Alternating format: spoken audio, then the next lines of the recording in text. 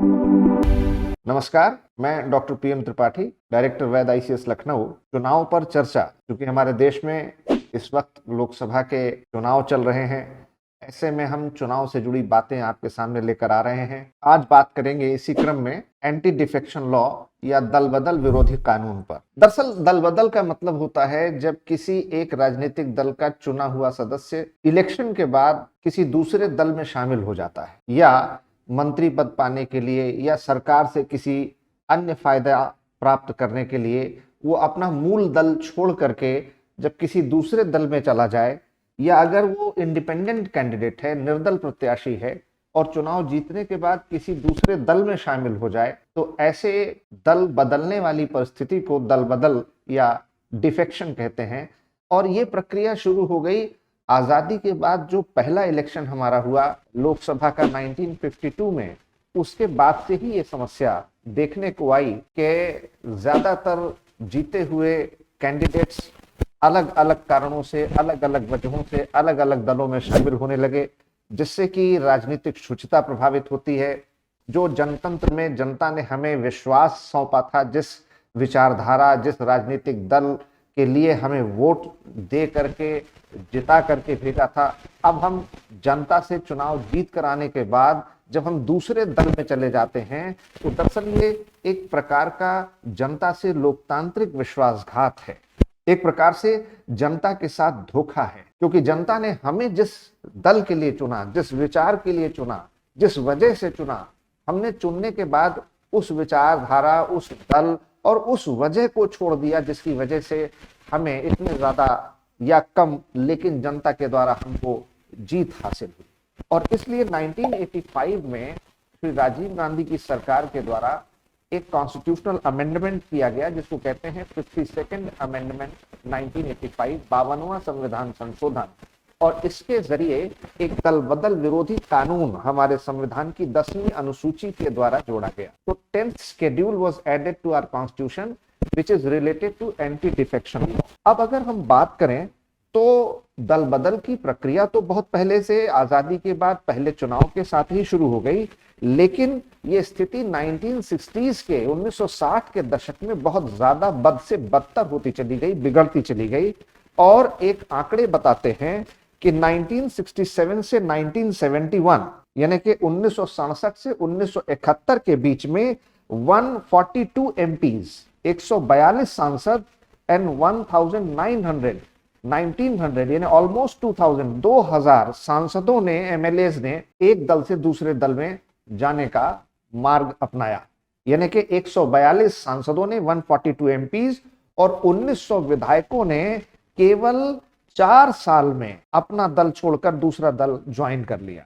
इस तरीके से ये जो दल बदलने की प्रथा थी, ये जो दल बदलने की बुराई थी, ये बहुत तेजी से 1960s और 70s के दशक में आगे बढ़ना शुरू हुई। और इसलिए 1985 तक आते आते हमारे देश की सरकार ने, राजीव गांधी जब प्रधानमंत्री थे, तो 52nd कॉन्स्टिट्यूशनल अमेंडमेंट करके 10वीं अनुसूची 10th शेड्यूल जोड़ा और दल बदल से संबंधित कानून इसमें पहली बार भारत में जोड़ा गया। लेकिन 91st कॉन्स्टिट्यूशनल अमेंडमेंट 2003,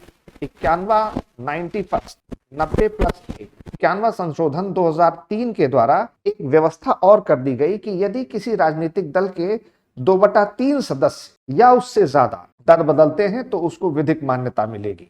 यानी कि 2/3 members if they defect to any other political party then it is legally allowed. या फिर अपना दल किसी दूसरे दल में वो विलय कर देते हैं, मर्जर, तो उसको भी मान्यता प्राप्त है।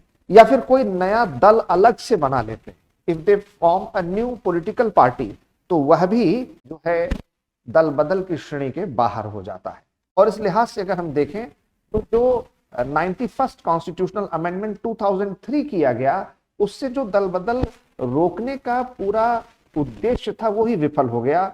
दल बदल कानून की जो व्यापकता होनी चाहिए थी वो शिथिल पड़ी, और दल बदल करने की प्रक्रिया में जो रोक लगनी चाहिए थी वो रोक नहीं लग पाई। और बावजूद इसके कि 52nd अमेंडमेंट 1985 से दल बदल रोकने के लिए कानून लाया गया, ये समस्या लाइलाज बनी रही और दल बदल बदस्तूर जारी रहा। और एक बात और भी है चूंकि दल बदल करने के बाद ये स्पीकर को फैसला करना होता है कि संसद सदस्य या विधायक की सदस्यता को अयोग्य घोषित किया जाए, उनको डिस्क्वालीफाई किया जाए, इस पर स्पीकर का फैसला होता है। अगर विधानसभा सदस्य हैं तो विधानसभा अध्यक्ष का, अगर लोकसभा सदस्य हैं तो लोकसभा के अध्यक्ष का। लेकिन उसमें कोई समय सीमा तय नहीं है, कोई टाइम लिमिट तय नहीं है कि कितने दिन में स्पीकर अपना फैसला देंगे।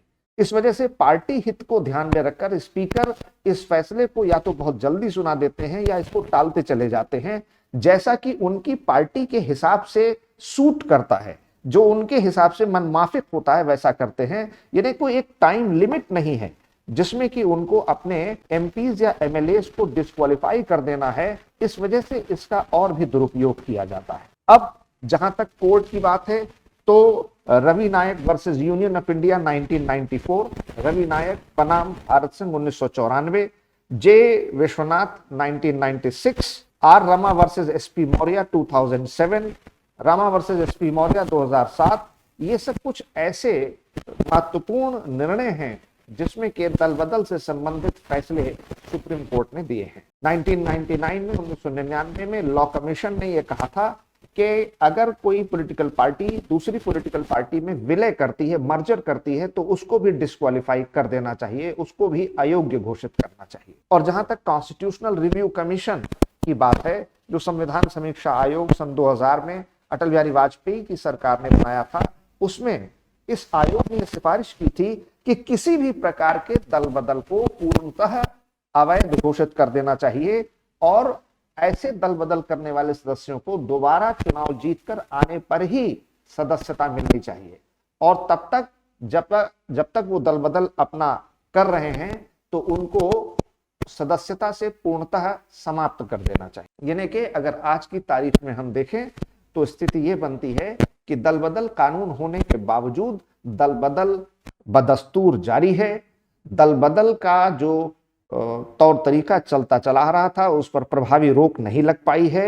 ये एक लाइलाज बीमारी बनी हुई है जिससे हमारे सांसद और विधायक अपने अपने फायदे के हिसाब से दलों को बदलते रहते हैं। इससे राजनीतिक लोकतांत्रिक विश्वासघात जनता के साथ होता है। इसलिए आज की तारीख में बेहद जरूरी है कि ऐसा कानून बनाया जाए कि अगर कोई पॉलिटिकल पार्टी से एक भी व्यक्ति अलग होता है, 2/3 अलग होता है या कितनी भी संख्या में अपनी पार्टी से अलग होता है, तो फिर उन सारे मेंबर्स को डिस्क्वालीफाई किया जाएगा और कोई पॉलिटिकल पार्टी का मर्जर इलेक्शन के पहले और बाद में अलाउ नहीं होगा। और किसी भी तरीके से अगर अलग से पॉलिटिकल पार्टी बनाते हैं तो नया चुनाव जीतकर नया जनादेश लेकर के ही वो जब आएंगे तो उनको विधिक मान्यता मिलेगी। इस तरीके की जब तक व्यवस्था नहीं की जाती, दल बदल जैसे बीमारी और इस बुराई को रोका नहीं जा सकता। धन्यवाद। जय हिंद।